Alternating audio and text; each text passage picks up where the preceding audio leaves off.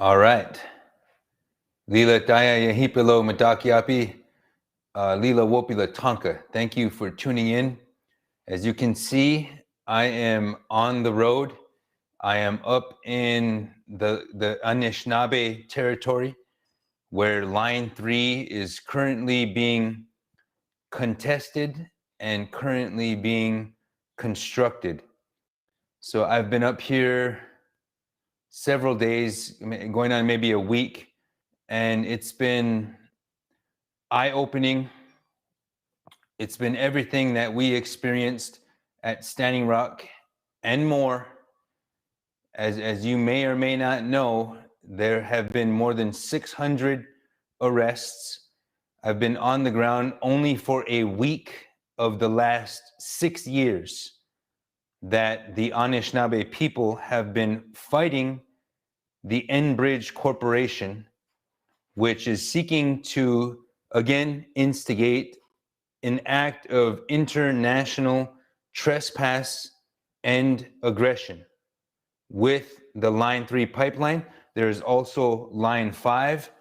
Enbridge is also a company that is known for its multiple oil spills, much in the same way that the Dakota Access Pipeline and Energy Transfer Partners is notorious for spilling oil in our freshwater sources. So tonight, we're not able to design a whole rundown like you may have been accustomed to, but we do have a special guest for you tonight. Her name is Augustina Warledo Rodriguez, and she is joined by her granddaughter, Vanessa Brito, and they are in the capital, the unofficial capital of Indian country, down in what is now called Oklahoma. And they are fortunate, we are fortunate to be joined by them, as Augustina is a boarding school survivor, and her story was recently highlighted by a local Tulsa, Oklahoma news station. And we want to show you that clip so you can get a sense of who Augustina is and what she has been through and how we have arrived at today. And I mean, this is on, like I say, and ever since Kamloops 215 were uncovered, I have made it a priority of ours to always cover those issues, those aspects of our history that the colonial forces would like to hide. They would not like people to know about the genocide and what we have endured as a people, as a country. So for those of you who may be tuning in, it's going to be difficult for me to monitor your live feed chats tonight, but I do want to thank you for logging on, for tuning in. Thank you for, there we go. Now I can see Lauren, I can see Luna, I can see Heather. Thank you for logging on. Please share the stream. That is the only way that we get the independent voice out to the world, is by your sharing and by your subscribing to our streams. But Control, if we could roll this video that features Augustina Warledo Rodriguez, I'd like to show our viewers who we will be joined by very briefly. No amount of apologies can do anything for us. The United States government has to stand out there and tell the world what they did to the children, to the children. Augustina Warledo says she saw our story yesterday on the new investigation into these boarding schools and wanted to share. She says the memories are so dark and so painful, but they need to be told. I get very emotional about it. Augustina Warledo says she was forced into boarding school at just 6 years old, a place she wishes she could forget. It was like a military camp. You had to get up a certain time. She remembers everyone's hair was cut. They were not given full meals or proper medical medical care and were even beaten for speaking their native language. She brings a stick ruler down and she whips me because I spoke my language. Warledo attended Carter Seminary School until she was 10, and in the 9th grade went to Chillicothe Indian School in Ardmore. She says the worst part was being separated from her parents. But she says their stories even worse than hers, like the graves found in Canada. Those schools down there were like concentration camps. They sent these little children. They were killed by the people that were supposed to take care of them. Warledo's granddaughter Vanessa says the effects of the school can last for years.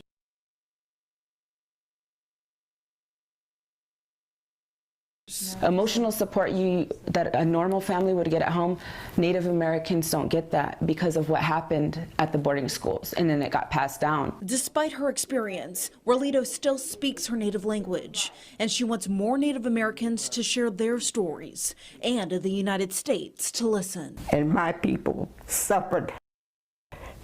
My Indian people suffered. You know, and I want the world to know that.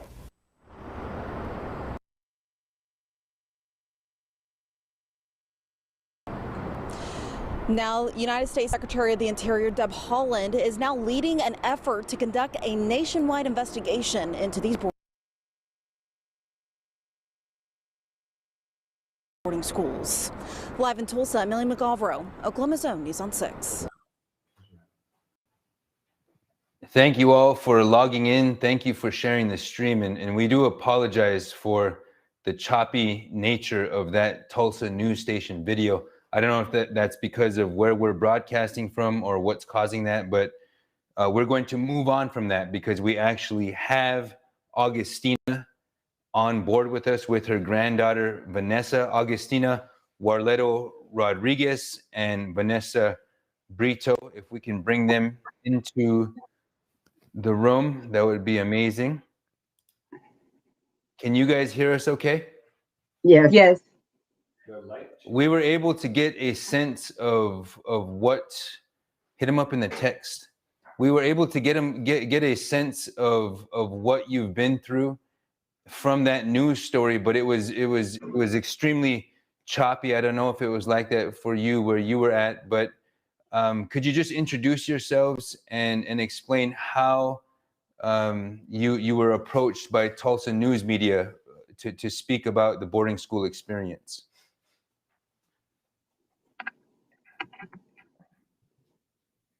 You want to talk about it? What's the matter? Hello? There we go. Hello? We can hear you. We can hear you just fine. Oh, okay. Well, that came on the news about Deb Haaland talking about the boarding schools. So my granddaughter happened to see it, and she said, "Grandma, you were in boarding school." She said, "Somebody needs to speak out." And she said, but you know, I didn't think about it. But she's the one that said, "You need to speak out. The Indian people need to speak out." So she said, "Grandma," she said, "I called him and told that you would speak to him." And I was very, very frightened of this because I was afraid I might go out there and silly, but I did my best to bring it out, and I had agreed with her that I would do it. And before you know it, there was a lot of people talking about this, and so I thought, well, it must have did some good, that more and more people are talking about this. I said, we put this way back in the back of our minds. And I had 3 siblings that went there, and we never talked about it. We never talked about the boarding schools. We just put it to the back of our minds and never talked about it. Well, I'll tell you, it's an honor and a privilege to have you here with us. I know everybody tuned in to our show tonight appreciates the fact that you had the strength and you have the strength to share your experience, because this is not something that our people, that indigenous people, or those who call themselves Americans or Canadians, this is not something that we or they learn about in our school systems, because they simply prefer to lie and they prefer to cover up the truth. So Yes. can you tell us a bit about where you went to boarding school and how you made it through that experience? Like, what are some of the things that challenged you, that might have happened to you, and you just share according to whatever you're willing to share. Okay. Well, in 1948, we had this lady called Miss Walkenstick would come, and every time a kid, Indian child, turned 6 years old, she was there, and she told my parents I would be going to Carter Seminary, and that's located in Ardmore, and in Oklahoma. So when I turned 6 years old, she told my family that I would have to go to school there, and my sister told me, she said, you have to learn how to speak English and try to learn it fast. Well, I could not speak English, but then when I got there, I was settled into a dormitory. There were other children there, like myself, not able to speak English. So we were shown what to do. And they said, no English or you will be punished. So anyway, we went about and they showed us how to make our beds and all. Well, my grandmother had given me a little doll to take with me there. And I had placed that doll on my bed. And it was about 2 weeks later after I got there. And so therefore I didn't know how to express myself in English. So you know, it, I talked in my language and I asked, who did this? Who did this to my doll? It had a little hole in its head. And by that time, the matron came and she told me to come to the office, and I followed her. When I did, she pulled out a very thick ruler and she says, put your hands out in front of you. And I did. And she started slapping me on the hand, on the top hands with that ruler. And I tried to hide my hands behind my back, and she would jerk my arms out and continue to whip me on my hands. And I would put my hands down to the side, and she would jerk my hands up and continue. And so I decided at that point, I thought, well, I can't do no more than this. So I stuck my hands out and I let her, bring the ruler down on my hands. And later I went to my room in my dormitory, and I laid down on my bed and I cried myself to sleep. And then it was always rules. Don't do this, don't do that, you know. Always in a single file, going to breakfast, lunch, dinner, always in a single file to go to our classrooms. And the teachers stood at a little podium as we entered their classroom, and they would stare at us. They never smiled, nor did they ever say good morning. So that was our way of life there, just coming and going. And we didn't play like normal children. We had to be quiet. And we had a huge playground, and the playground was usually empty because we didn't want to go out there and be loud. And we played in our rooms like jacks, little quiet games, you know. And as then that's the way it was for us. It's like we lived in a little world, coming and going. We're saying yes, ma'am, no, ma'am. We had to watch that we didn't do the wrong thing, or there was consequences. We knew that, and so we come and go in our little world there. We didn't even use imagination to play anything. We didn't skip rope. There was no ball to play with, no jump rope to skip, nothing. And so we would sit out in the grass, and talk. And every once in a while we'd go out to the swings and swing. But other than that, our world was void of anything. And when you're 6 years old up to 12 years old. And, you know, this affects your life. You had no love. You didn't have the comfort of home or the love and affection that you so needed at that time of your life. We didn't get that. We were like little empty vessels. We you know, little girls, they play with dolls or they play dress up. All these little things that, you know, things that children do, we didn't do. And so I I think that affected us into adulthood. You know, when we became parents, we didn't even know how to parent, and there we were. You know, but there's a lot of other things that, you know, that happen. You know, and you know, right now, I mean, it's all kind of uh, trying to bring this all together. You know, but these Yeah. are, I think, these are the things that affect the lives of us as we grew into adults. And when I had my children, I couldn't say I love you. And I loved them and I knew it within my heart, but I never could words, you know. We didn't express ourselves as children. You know, all these that you learn as you grow, we didn't have. And I think that, like I said, it affected us into our adulthood. You know what?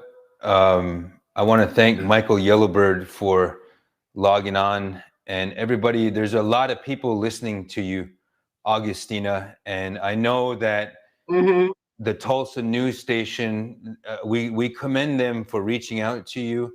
I do understand because Hmm. Vanessa, your granddaughter, told me that the news station had removed your story from their social media posts.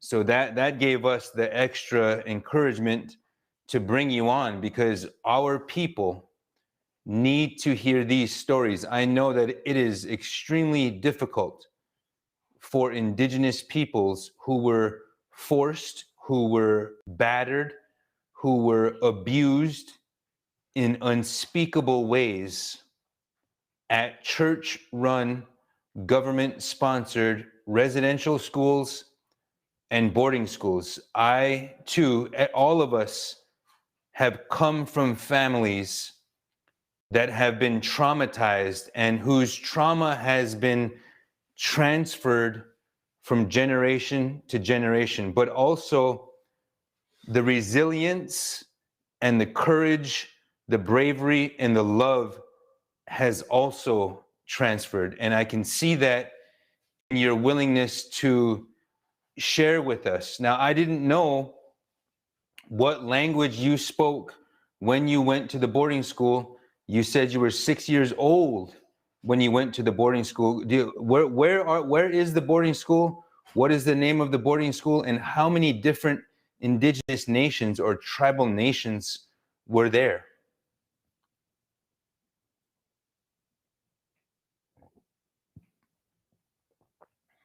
Oh, no, we lost him. I just now looked down.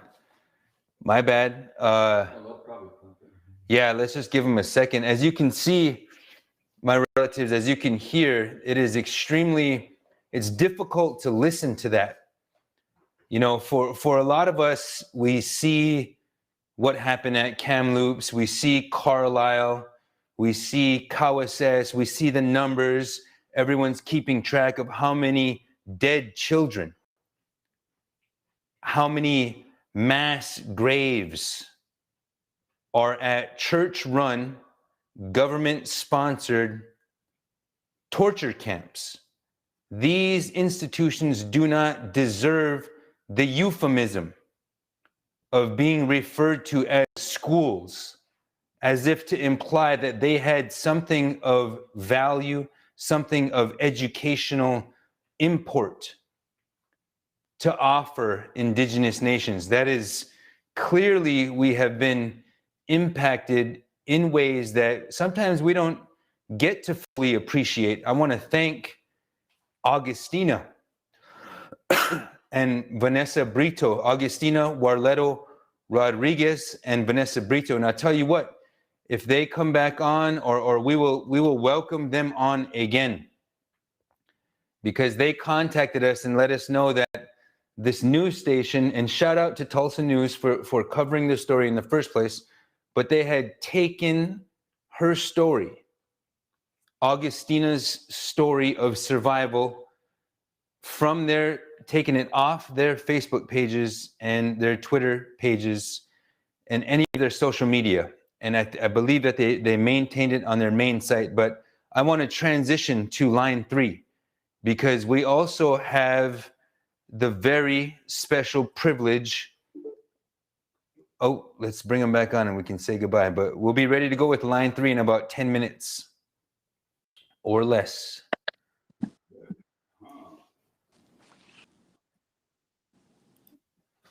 Sorry about that, guys. I don't know what happened there. You guys okay? Yes. Yes. Okay. I was just about to ask, I didn't, Augustina, I did not ask what languages you spoke before residential school, before boarding school. Okay, But I wanted I'm a full-blood Seminole. Seminole. Oh, yeah, I'm a Seminole from Seminole, Oklahoma. And my language, I spoke the Creek language. Creek.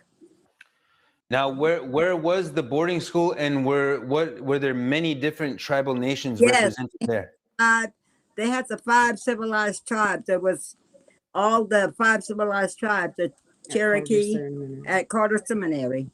And we all come from these different tribes. We were Cherokee, Choctaw, Chickasaw, Creek, and Seminole. They call us the 5 civilized tribes. And that's where we went to the board. They sent us to the boarding schools and here in Oklahoma. Did you have any family at boarding school, and how long were you there? Well, I think that I was there from 1948 to 1954. And my little sister came along after me about 3 years later. And I think that, I'm not sure what happened, but I think my mother didn't want her there or something. So my father withdrew us from the school. But, this, I don't know what happened, but that's what happened to us. And he put us in the public schools, But I think that I already had damage mentally from being there. That's what I think. How, my mother also, and my grandmother, they were not able to retain fluency in our indigenous language because of boarding school. And I just wanted to ask you what your language life is like, and how would you describe your journey, your healing journey today? Well, I believe when I went back home, I think I was in the 5th grade. I'm not sure. I think it was the 5th grade. And when my father took us out of the school, and I heard them talking, I could hear they talked Indian at home. They talked our language. My grandmother also talked it. And as I went, at first I ignored it. But then on the second thought, I thought, well, why ignore it? I'm no longer in school. So I started picking up my language again, and I spoke English and Indian. So, and I would mix my languages together when I talked to my parents. But I am evident, it was that I learned to speak more with my sisters. And we went back to speaking our language because of the elders and our parents.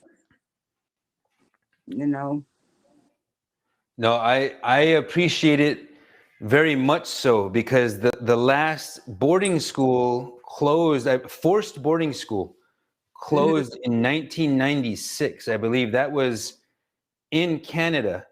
But also the American Indian Religious Freedom Act wasn't passed until 1978. So it's only been 43 years that our people and our children are able to think for themselves to Yes. practice their culture, practice their religious protocols, their ceremonies, wear long hair, have the sweat lodge, and whatever their ceremonies are, Yes. we can do that without threat of being arrested, threat of being criticized or chastised. So I wanted to ask you, if you had any closing comments, or we would like to do another show with you as well. I believe that we can just do a single show on your journey, because if you're willing to share, there are young people. I'm considered young people to you. There are people younger than me who need to hear what you're willing to share, because there is no other place that they're going to learn this. So if you're willing to come back on, I would like you just to make some closing comments. Vanessa, if you have anything to add, please do. And then we're going to close this segment, and we look forward to interfacing with you again. Okay. Yes. Well, we have an honor walk Saturday in my hometown that we will join there together, and I will speak to the people there. And I'm still trying to heal from all these years, all the things that affected me as I went along to become a parent and all that. So, I'm still trying to get that out of my head, because I never thought about it until I heard Deb Holland say what she had to say.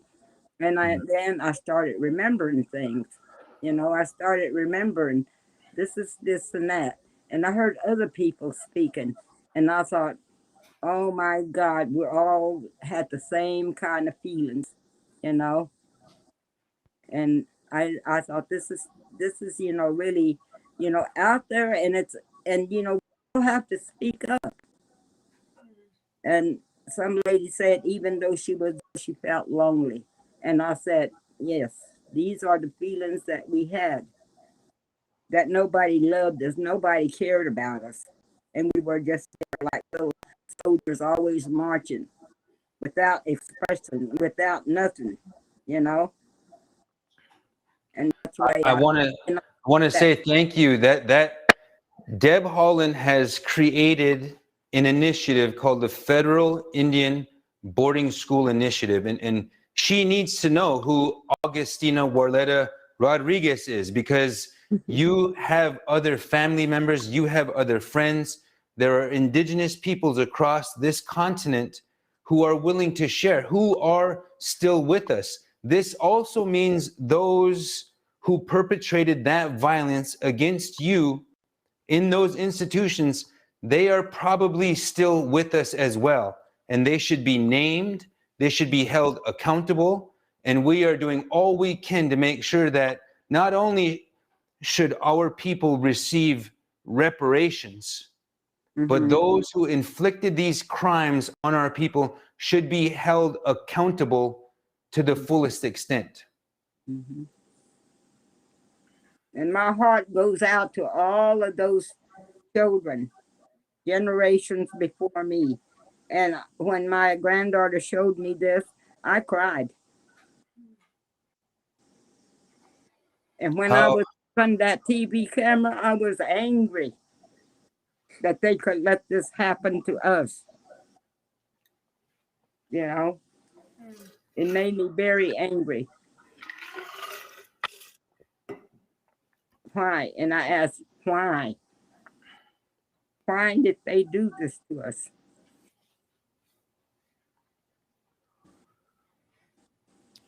Okay, Augustina, we will pick this back up again, but for now, I want to say thank you. And I look forward to speaking with you again. Thank you, Vanessa, for connecting us. And we will speak with you again very soon. Okay, thank you. Thank you so much for the opportunity and letting my grandma come on and letting us both kind of share what she went through and share her story a little bit. I'm glad that some listeners are, opening up and listening and paying attention, because this is something that's been swept under the rug for too long. Whatever is going to happen this weekend, you guys, please record it, or, we'll do all the best we can through Lakota People's Law Project, at Lakota Law, and Last Real Indians to get your message out, to get your story out, because you can tell from the comments that people are impacted, people are being helped, people are being forced to confront the truths of what happened. So again, I want to say thank you. Thank you. Thank you. Wow. Lila Wopila, Tanka, Ichichapalo, Augustina, and Vanessa. That is, it's hard to hear that. It's hard to listen to that and know that Augustina is literally sitting right there. Like, she lived through this, and the people that did this, some of them are still here. You know that they are still here. So I want to thank you for listening in on that. Anytime we get new perspectives, anytime we can highlight the truth on Cut to the Chase, we're going to do that. And I want to thank, again, Augustina for just sharing with us. And if you're just tuning in, this is number 25. Once a week, we will come at you as live as possible, no matter where we're at. And right now, we're at line 3. And I know that, I want to give a shout out to our other brother, Robert, who is doing a line 3 podcast called Native Roots Radio. So if you look up Native Roots Radio on Facebook right now, he's probably live at the same time that I am, because we were talking about that, how we both go live on Wednesdays at 6 o'clock Central Time. But I've been up here on the ground, sometimes camping out. It's hot up here. There's a ton of mosquitoes up here. So we've retreated to the comforts and the luxuries of the tribal casino.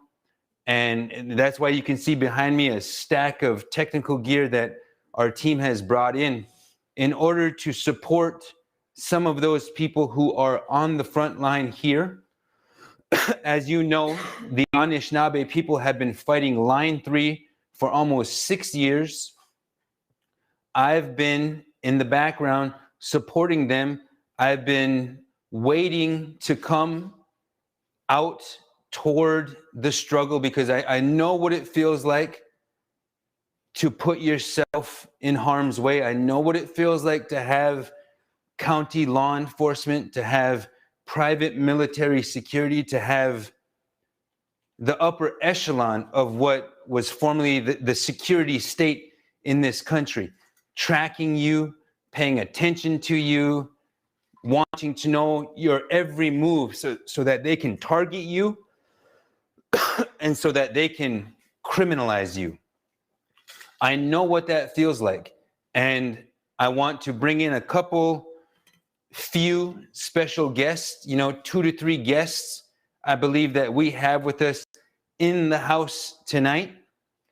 It's been a long 7 days, but I am eager to come and tether myself to the lands, to the waters, to the territories that are now protected by inherent rights and by treaty rights by the Anishinaabe people. And it just so happened that we connected with a sister who had made a call out to the Lakota people at the same time that I'm sitting there wondering how we can get involved, how we can use tools such as this show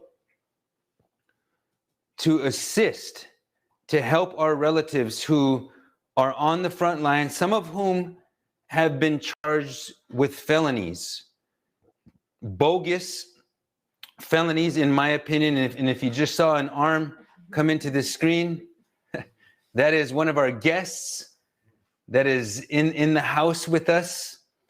And I just want to properly introduce them. Some of you might know Tokata Iron Eyes. She, of course, was very young. She was my very young daughter, my very young child at the time when Standing Rock very first happened. She had to watch her mom, she had to watch her dad get arrested. She didn't have a choice but to speak on what was happening right in front of her. Those brutalities, those arrests, just to hear the drill here. When we came to stand with Camp Migizi, and Red Lake Treaty Camp has hosted us extremely graciously. You can hear that the sounds of that drill, and it does something to you. It is not healthy. It is not normal. Nobody deserves to hear that. Certainly not young people who are inheriting a poisoned planet because of companies like Enbridge, because of companies like Energy Transfer Partners, and the Anishinaabe Fire, and the Three Fire Confederacy, the Three Fire Alliance with the Odawa, Potawatomi, and Anishinaabe showed up strong at Standing Rock. And now it's our turn to return that favor. But I do want to just allow Tokata to spend some time introducing herself and just speak on what has brought you to Line 3 and what it's meant to you thus far.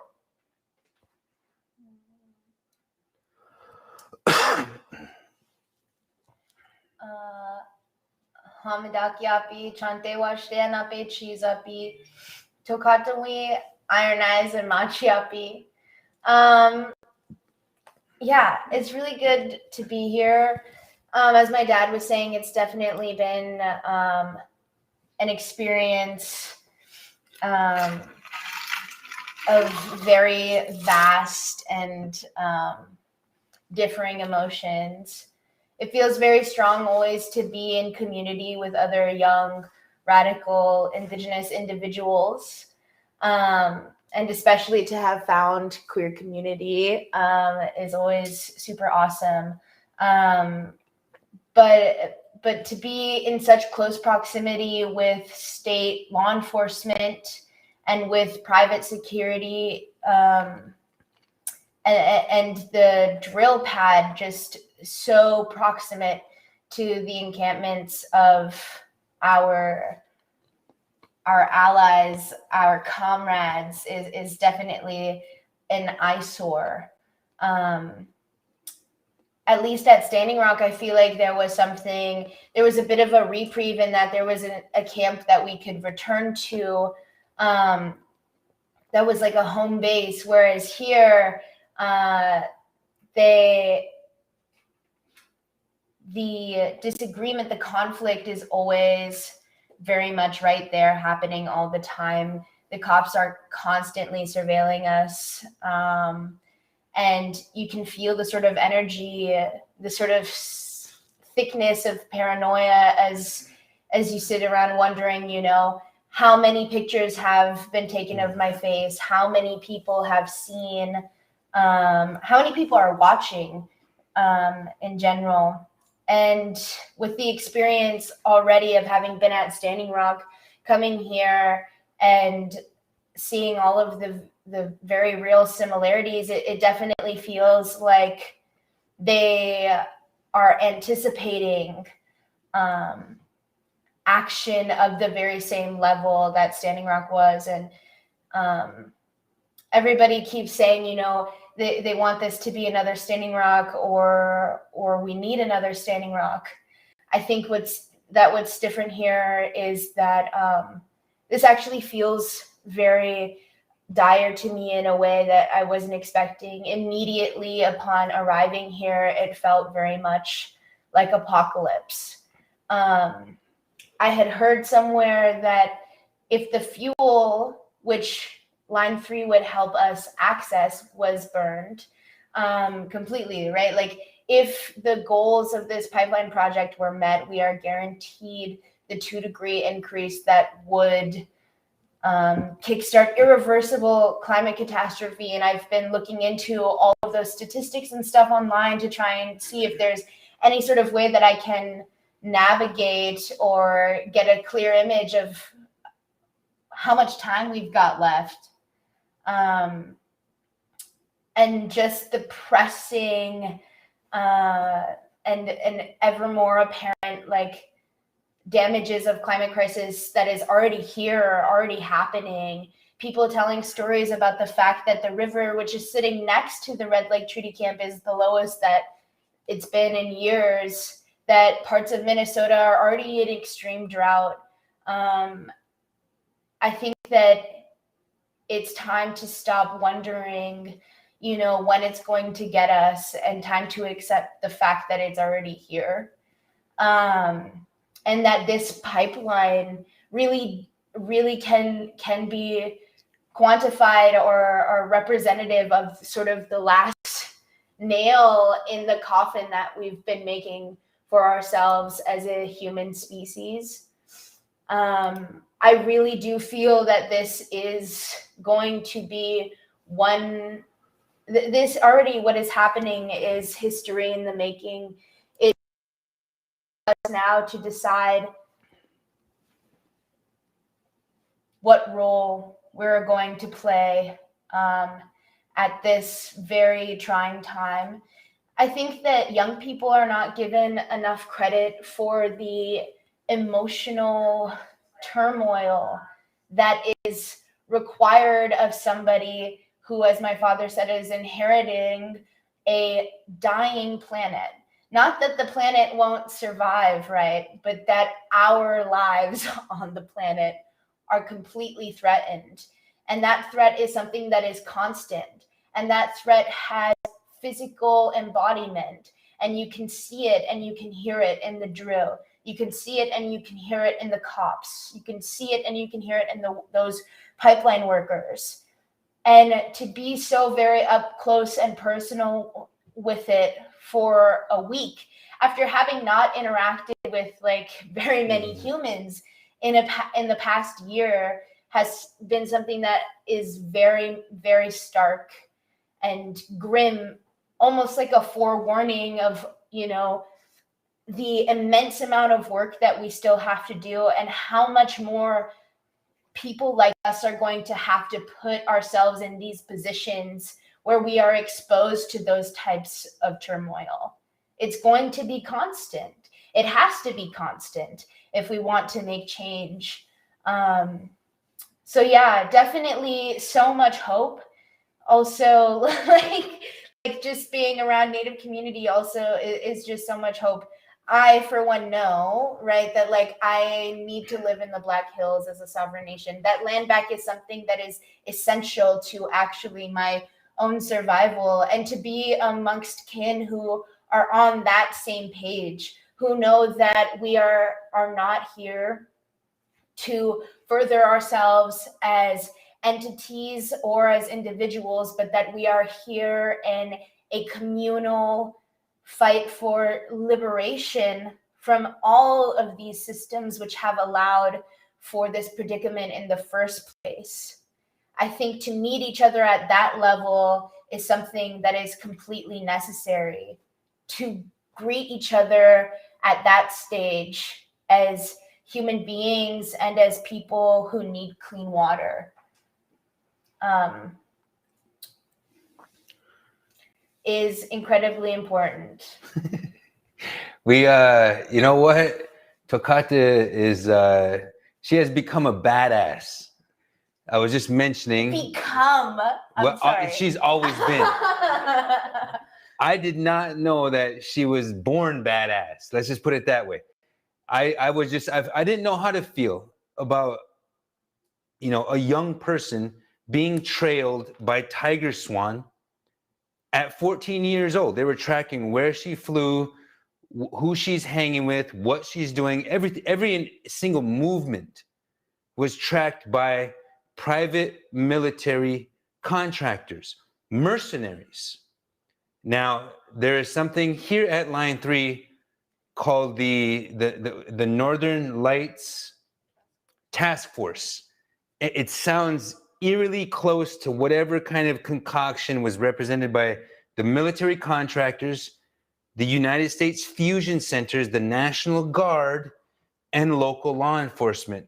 But we are honored tonight to be joined by allies, Anishinaabe allies, who have welcomed Lakota Nation, who have welcomed our people into territory that we all know from our own cultures and our own histories. There's lots of jokes. We don't just make rosebud jokes, Or or crow jokes. You know, the Anishinaabe and the Lakota or the Oceti-Sakowin were prior enemies, fought over territory, fought over sacred sites, but we also made relations. And so we need to do that right now. And so many things have happened that just tell me that it's more than just coincidence that somehow we showed up and we are interfacing with Camp Migizi. That's their lower third. We might not be able to put it up because we're doing this on the fly, but you should know who at Camp Migizi is on Facebook, on Instagram, on Twitter, and on TikTok. They are powerful people, and we happen to have, I don't know if Jason is his real name. I don't ask for real names out here. But my brother is being charged with a felony. Enbridge knows this. When Tokata says that you can feel the cops watching you. They have these long range, probably some sort of high-tech facial recognition instrument. And they watch very closely, and the next day they come and they charge people like they did today with one of the horse riders. We also have Tasha Martineau, again of Camp Migizi, at Camp M-I-G-I-Z-I, Migizi or Migizi, I don't know if I'm saying that in one way or the other. They say it's all acceptable, but they could just be patting me on the head and saying it's all acceptable. It's on the back. We got it up. Camp Migizi, Wopila, Magwitch, Chi Magwitch relatives. But without further ado, I'm going to shut up. I want them to introduce themselves. And please, thank you for tuning into this stream, relatives. Please share this stream. I know I always say that, but that is because this is independent authority. This is independent media and strategy happening right now. We know that this is our legacy. We cannot let our children inherit a planet that is poisoned by the likes of Enbridge, a foreign Canadian company that is seeking to instigate and is instigating international trespass and aggression against the Anishinaabe people. But please introduce yourselves and tell us, how you're doing today.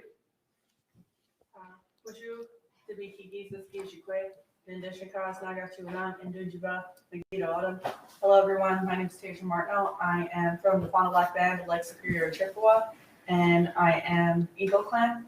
I'm one of the founders of Camp Migizi, which is a resistance camp in northern Minnesota, currently fighting the Enbridge Line 3 pipeline. And I'm joined here today by my relative Jason. Bonjour,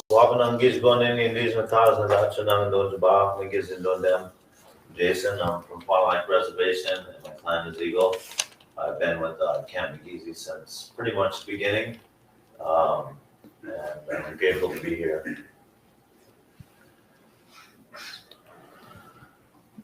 I'm going to pass you the mic around. Or Jason, you're going to talk for a second? We can pass this mic. It's okay. We can do a pause, brother. We've got a very impromptu show here tonight, relatives. So,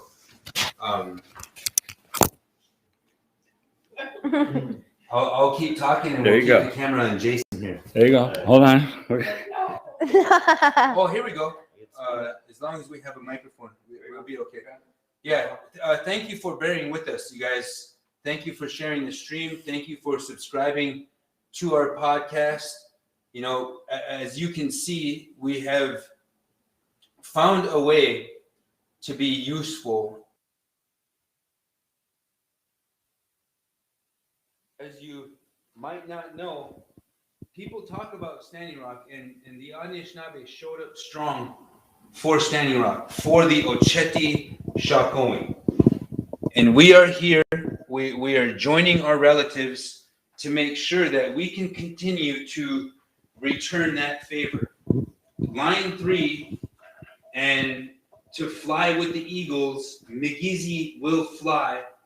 This struggle to protect the 10,000 waters of Anishinaabe territory is already as big as Standing Rock. We just don't hear about it in the mainstream. There's been over 600 arrests out here. It is possible for the mainstreams in this country to silence us. That's why we started Cut to the Chase. That's why we do what we do, because you allow us to do that. You empower us to be bold. It empowers us to be able to come here and meet Jason, meet Tasha, and to figure out how we can be useful, because Jason won't tell you, but he is charged with a felony right now. So we want to do the best we can to support Camp Migizi. We want to do the best we can to support my brother sleeping back here, who's in the frame. and Tokata, I couldn't ignore that. But please, we would like you to describe how you came to be in the area out here on line 3, from all the way from Fond du Lac. So, Sasha Bolio, my name is Jason. I put a call out for warriors to come and help. And Tasia spoke. Does this mic even work, or is this? You're good. Sasha Bolio put a call out for warriors to come help stop a drill that's boring under the Red Lake River.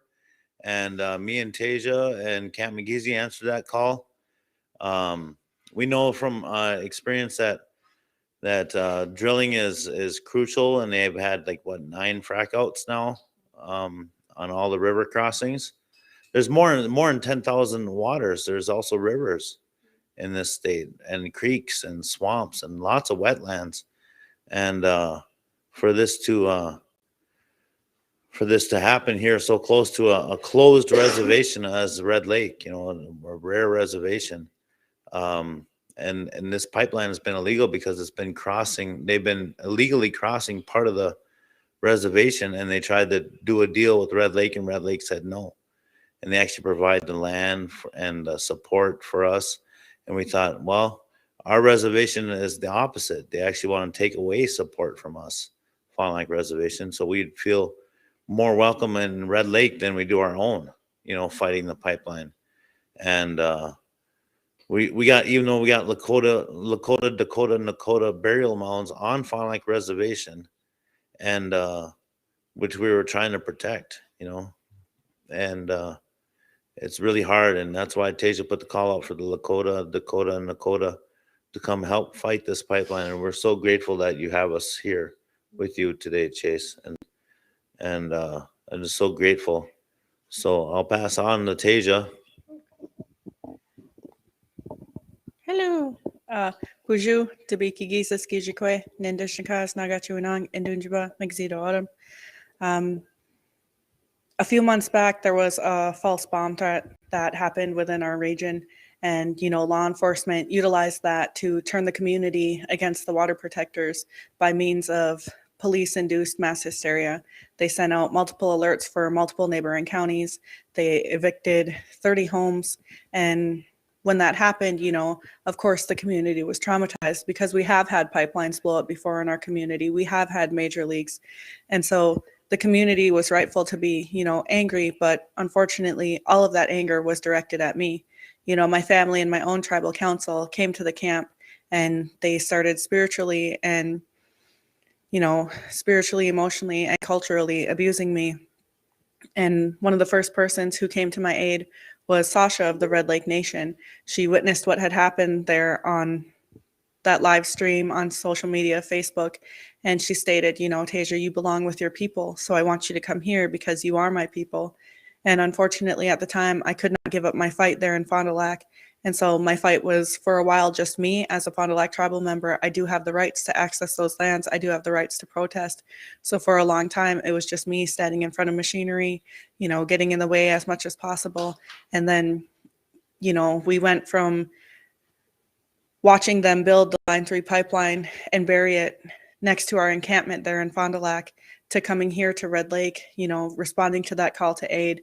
And when I got here, my hands found Sasha, and, we greeted one another. And when I walked into the camp, what I saw took my breath away. Anxiety and COVID scares held nothing compared to what I witnessed. I walked up and there was a Red Lake Nation band member standing there on the side of the hill with a breathing machine, watching them build the drill. And I realized that we had to do something. You know, the pain on their faces, it was palpable and it was heartbreaking. I remembered how I felt watching them, you know, bury the pipe right next to us, feeling helpless. And I realized that, you know, I had nothing to offer but my body. And I realized, you know, that when we talk about what it means to be decolonial, what it means to share space, what it means to be a good relative, it's all about, you know, recognizing whose lands you're on and, you know, paying homage to those who came before you, such as your ancestors, and also the original caretakers of this land, which are the Lakota, Nakota, and Dakota people. And so we decided to enter in ceremony early in the morning on July 23rd. And we did so to call upon the spirit of Crazy Horse and awaken the Lakota. And the police came in riot gear with batons, and they very violently arrested each and every single one of my relatives, pulling them from my arms. During that ceremony, they arrested my staff carrier. They tore open her shirt and then threw her to the ground. There was about 4 officers who arrested that young woman very violently. I'll go so far to say that their arrest was sexual in nature because of the way they tore open their shirt and dehumanized them like that. You know, it was really terrifying to witness that. And, you know, these people out here, you know, they're not just my comrades, you know, because I'm not a commander. You know, I talk about what it means to be a good relative and the bonds that we've built around the fire at Camp Migizi. This is my family. After I was rejected by my own, you know, we built these bonds. And after those arrests happened, you know, I was very heartbroken. But then I realized that, you know, the prayers that we put up that day was answered. And, you know, the Lakota people are coming to stand with us. And we're really honored and excited to host them here on their ancestral homelands.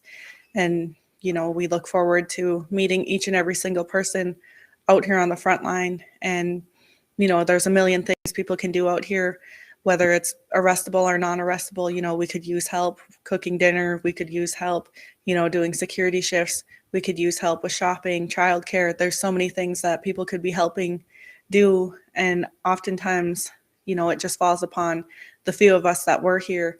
But we've got a lot of space and we've got a lot of love to share. And, you know, Camp Migizi specifically is one of the youngest and one of the queerest camps in resistance right now. I myself consider myself Two-Spirit. And for me, what that means is I'm more mother than man and more warrior than woman.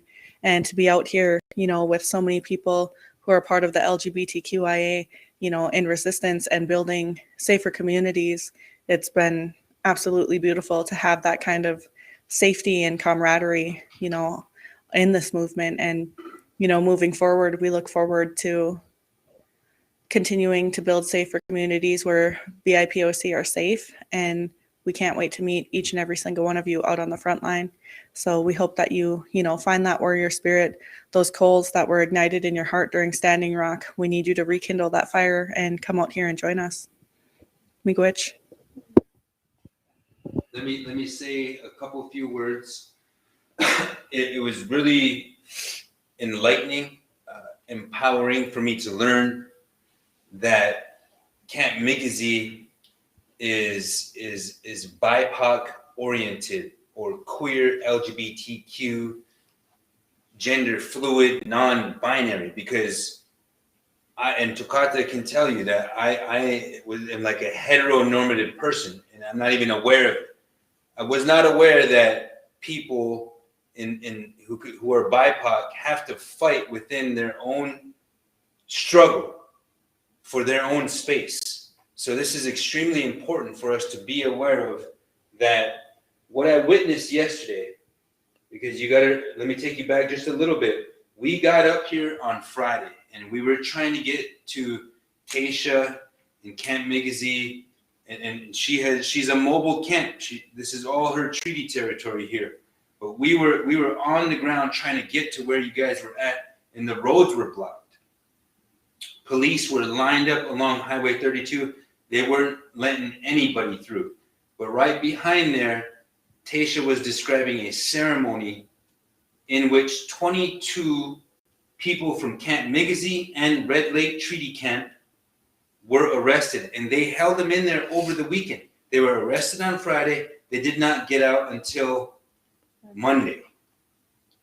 And we were there on the site to help Tasha and Camp Migizi welcome their comrades out of the Pennington County Jail.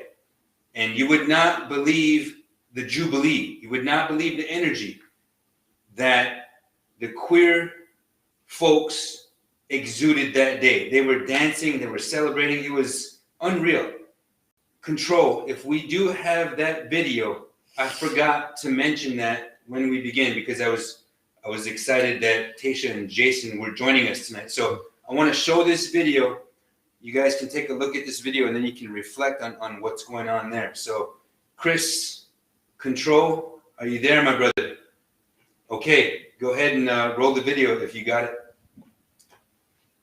We're here today outside the Pennington County Sheriff's Office in Chief, Minnesota, welcoming our warriors who were illegally and unlawfully arrested out of a ceremony on July 12th on the treaty territories of the Red Lake Nation. They very violently arrested all of these warriors one by one who were, putting their bodies on the line to protect a sacred ceremony.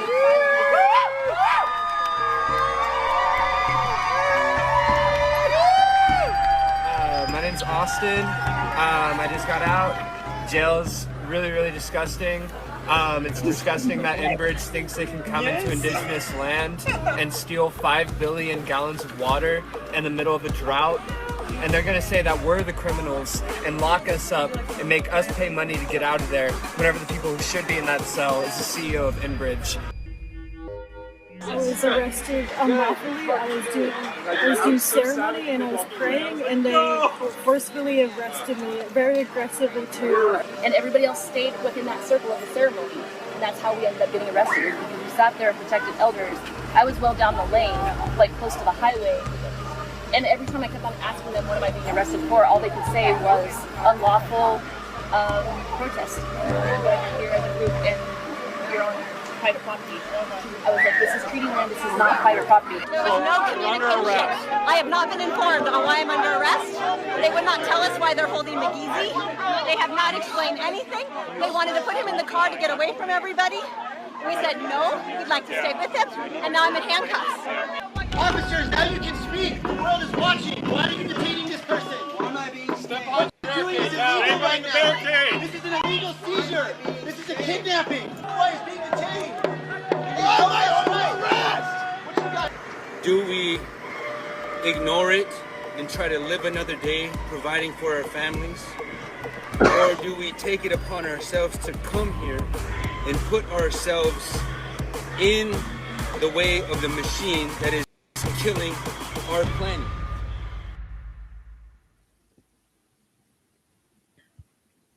Again, if you might be just joining us, I want to give Tasha and Jason a chance to tell us what was going down there. Not a lot of people were able to catch that story because of just the nature of how fast things happen out here. So if you feel free to kind of tell our audience, if you're just tuning in, this is Camp Migizi, this is Tasha and Jason. Please share this stream, go to their page, like their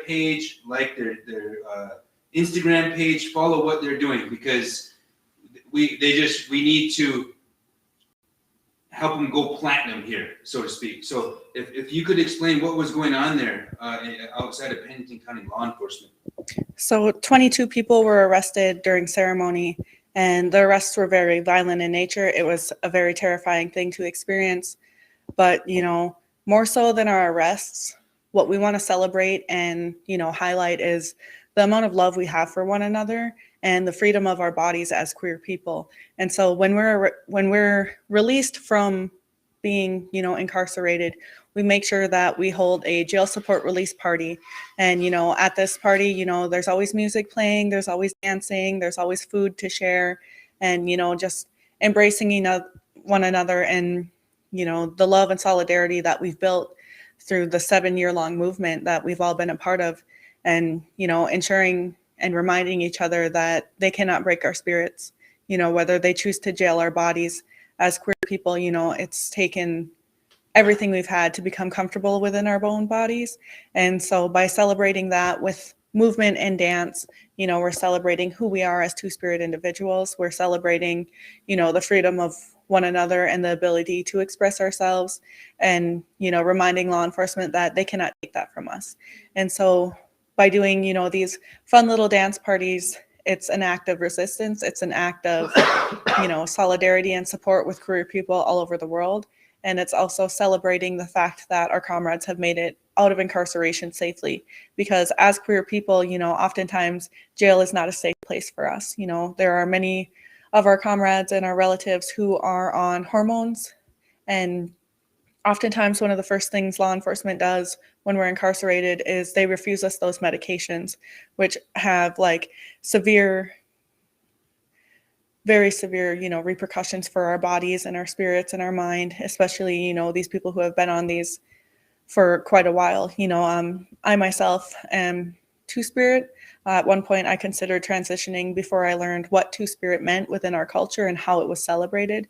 And so as Camp Migizi, if you have, a platform in a community, you need to make sure that it's a safe one.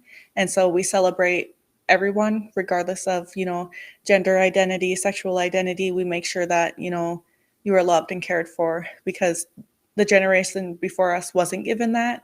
And, while we were dancing, law enforcement, they started to fill up the parking lot and they were watching us. And the moment the Red Lake Nation tribal member stepped aside to utilize the bathroom, they swarmed him. And so we all ran to his aid.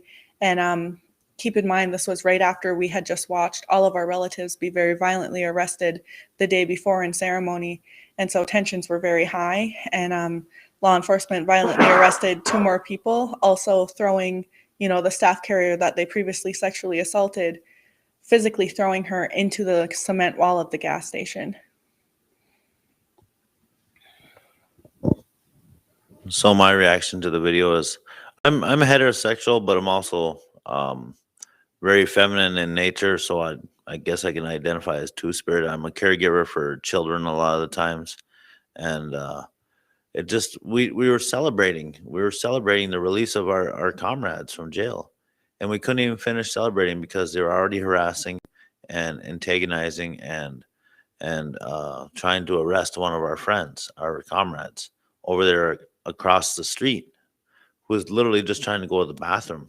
And they don't want to pee outside behind a dumpster, get arrested for that. So they went to the gas station to go to the restroom.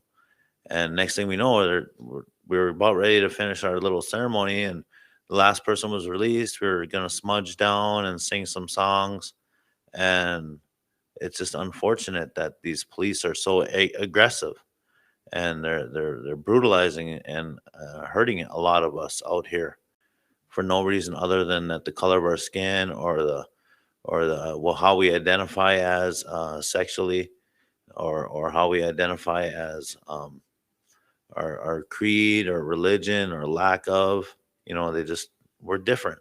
And I come from that construction lifestyle, and I've never been happier hanging out with queer folk than I have hanging out with a bunch of male toxicity guys, on construction sites. Like this is so much more freeing and eye-opening, hanging out with happy, go lucky folks, despite getting arrested and assaulted, and it's so sad that we have to I have to witness this every day that the queer and people on fringe societies are always getting attacked and brutalized by police and by we like to call them chuds. They're chuds. They're right-wing extremists, by pipeliners, by on and on and on. Basically, the white heterosexual middle-aged male is the one that's doing all the oppression and racist violence.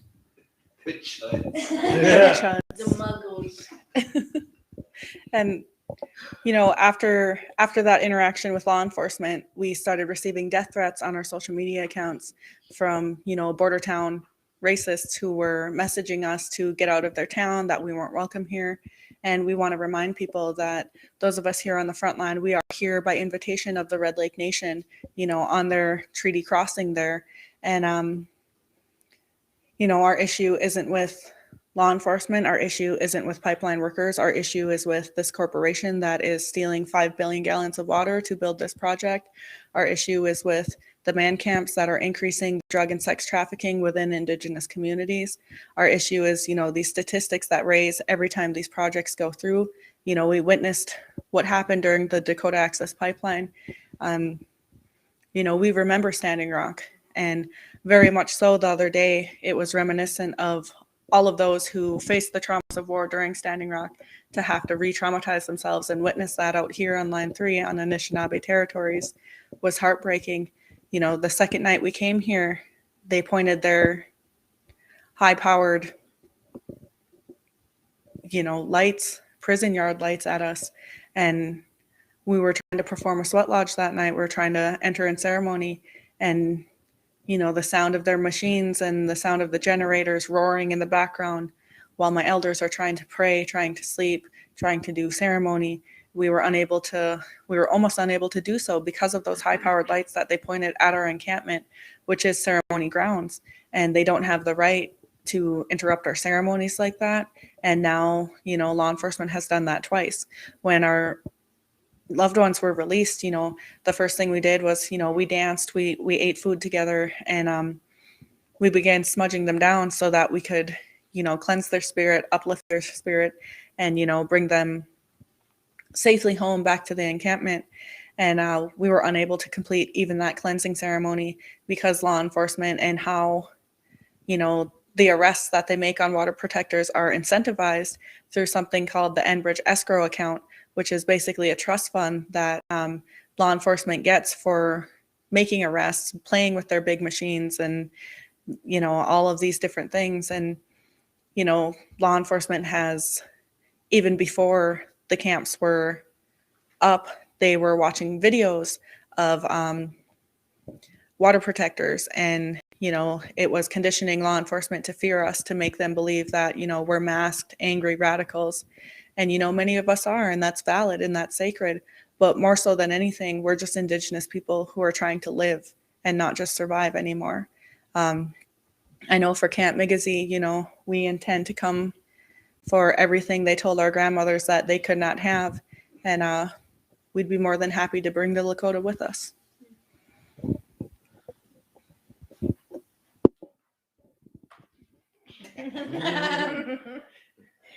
I want to add, let me add very quickly that in Standing Rock, I hate to look at it as in we failed, but there was factionalism.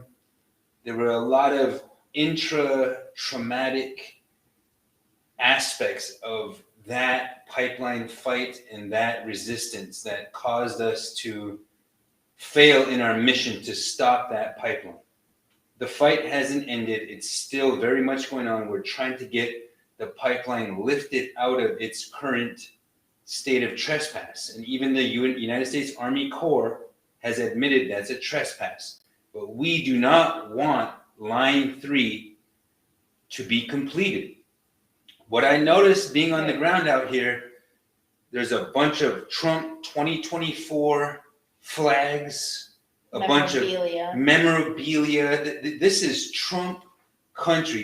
This is violent settler mentality. These are the same folks who say dehumanizing, derogatory things when it comes to Indigenous fishing struggles, whether it's in Red Lake, whether it's all the way in Lac de Flambeau, wherever it's at, Indigenous peoples, and that is why we went directly to the Red Lake Treaty Camp, because the Anishinaabe people, have a treaty right and an inherent right to be on ceded territory in furtherance of hunting, fishing, or ceremonial conduct.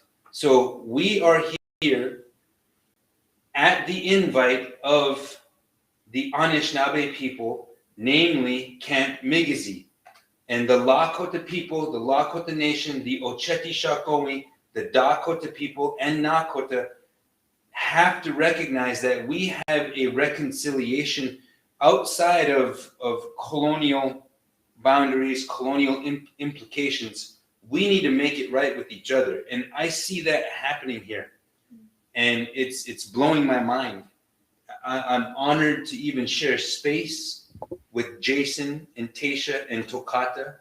And I just want to tell you that we are not going to lose this. There's already been over 600 arrests. Line 3 is set to cross 200 bodies of water. It's set to cross the Mississippi River twice. There are an influx of 4,000 man camp style workers who, as Tasha would tell you, increase the amount of sex trafficking, drug trafficking, and crime in general. But I wanted to throw some of those statistics out. And again, I want to thank Camp Migizi. I do want to give you all an opportunity to, maybe you might have left something out. You didn't see it on camera, but I kept bumping Tokata like, it was funny because Jason and Tasha were like, what the heck's going on over here? And thank you for indulging us, our audience here. Thank you for sharing. We see all of you watching. And, you know, you're just going to have to, I'm always going to have to line up like this. You don't see my brother back there catching little Z's. That's how the struggle is out here. It is real in the field.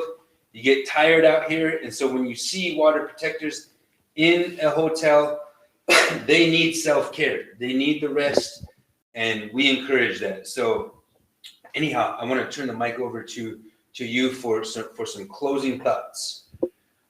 Yeah, they are currently giving felonies out now. Felony theft for stealing time away from Enbridge Corporation for locking down to equipment, and felony theft when they're stealing land and stealing water and stealing women and stealing rights of the Anishinaabe people. 1863, 1855, 1842 treaties are being violated right now because of, well, my reservation signing off on it, but as well as the United States government and Enbridge Corporation doing this.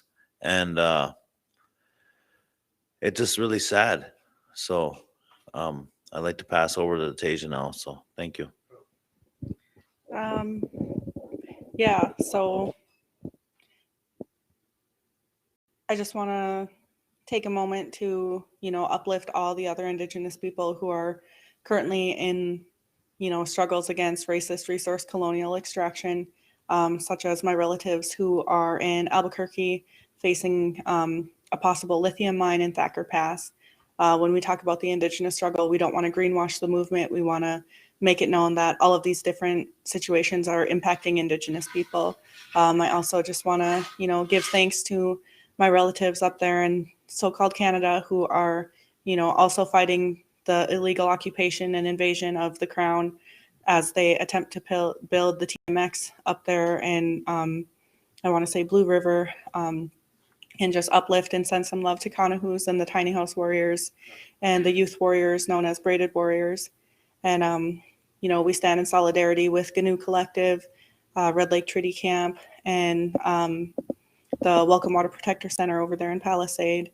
And I just want to say thank you to all of the Indigenous women who are out there putting their bodies on the line and, fighting for a world where our children can grow up safely. Oftentimes I hear from young people that they don't want to have children. And that's a very terrifying thing to hear because every time a child is born, an ancestor returns. And to be in a state of the world where young people are terrified at the thought of having children, we're fighting for that future. We're fighting for those children. And, we want to see a world where we don't have to dress our children every single day, just in case one of them don't make it home. These corporations, they increase the statistics that lead to our missing murdered Indigenous women epidemic. And also, they're labor trafficking, our union workers who are out here and being forced to subcontract for this company. And I just want to make it known to those who are out there being forced to subcontract for this company that we fully intend to stop Line 3 and free you from those obligations so that you can hunt and fish right alongside us. And, if you have troubles feeding your children, those of us at Camp Migizi, we'd be more than willing to bring you wild rice. We'd be more than willing to bring you venison and fish, because that's just what we do as a people. We're not anti-worker, we're anti-pipeline. And we want to fight for a world where BIPOC are safe. And, that also includes abolishing the police. And, we're out here raising children on the front line. And every day, it's an absolute honor to be in charge of building the foundation for the next generation to build upon. And, we look forward to meeting all of you. And, again, if you have the time, go follow us on social media. And if you have the ability to and you're able-bodied, please come out here and join us, because they're beating upon our women. They're coming for our sacred sites, they're coming for our rivers, and we need everyone to the front line now. Miigwech for taking the time to listen to us. We couldn't do this work without all of you who are, willing to hear our stories and uplift and empower us. So thank you for taking the time out of your day to hear our stories. Miigwech.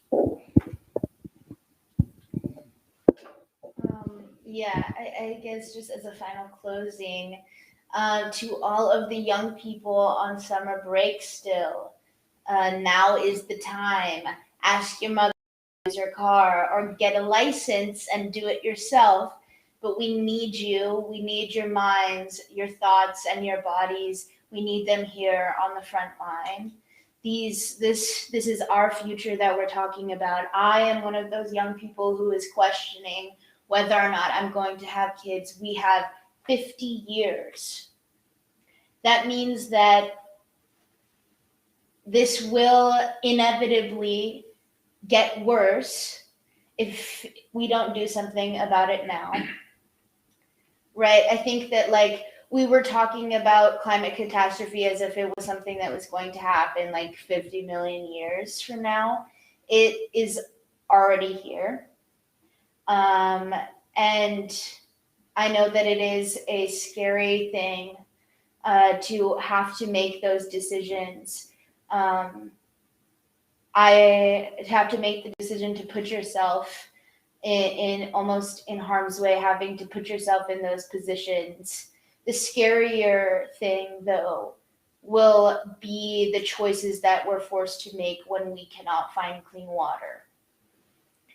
And I just also want to give a little time to say that it was really hard actually to come here and to experience this movement, our movement, the land back movement, the indigenous movement of liberation, to step back into these spaces without LaDonna, Tamashkewi, Allard. We miss you, and we know that you're here with us in spirit. I want to say thank you for that. If you have nothing else to add, we could always do this again. I do want to thank Augustina for coming on. Of course, I'm going to thank Tasha Martineau at Camp Migizi, Jason Goward at Camp Migizi, Tokata Iron Eyes. Thank you for agreeing to come on to the show. It's more than that. It's a way that we can communicate with our people, a way that we can communicate with those who are also seeking liberation in spiritual form, liberation in political, economic, and racial form. As Tasha said, we are not against workers. We are trying to dismantle the systems of racial and working class oppression, working class subjugation. Look at the cultural mythology of this country.